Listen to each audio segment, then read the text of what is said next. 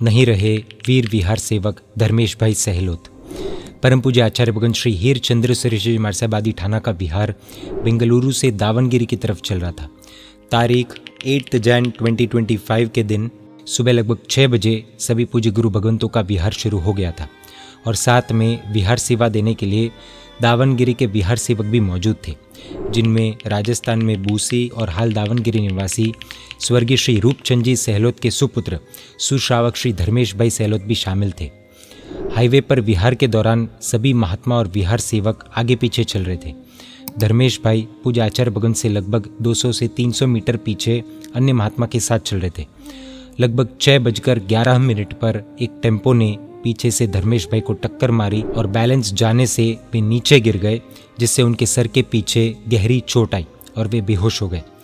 धर्मेश भाई को तुरंत दावनगिरी के हॉस्पिटल में ले जाया गया, लेकिन क्रिटिकल कंडीशन होने से वहाँ के डॉक्टर्स ने उन्हें ट्रीटमेंट के लिए बेंगलुरु ले जाने के लिए कहा और धर्मेश भाई को बेंगलुरु के एस्टर CMI हॉस्पिटल में एडमिट करवाया गया था। डॉक्टर्स ने जब स्टार्टिंग में धर्मेश भाई को चेक किया था तब ये बताया था कि सर पर मेजर चोट लगने से उन्हें बचाना बहुत मुश्किल है। इस समय तक धर्मेश भाई कोमा में जा चुके थे। डॉक्टर्स ने धर्मेश भाई को जो ट्रीटमेंट रिकमेंड किया था वो चल रहा था।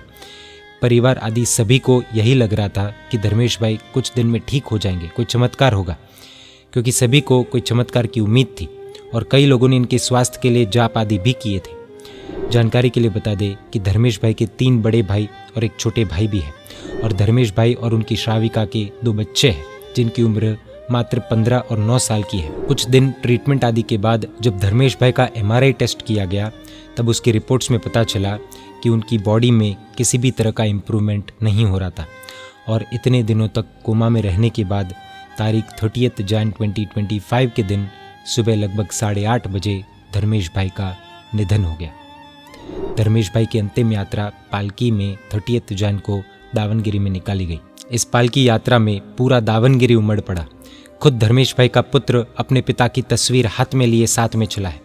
इस परिवार को जितने वंदन किए जाए उतने कम हैं। हम वीर विहार सैनिक श्री धर्मेश भाई की अंतर्मन से अनुमोदना करते हैं, उन्हें वंदन करते हैं कि उन्होंने विहार में सेवा देकर पूज्य गुरु भगवंतों का रक्षण किया।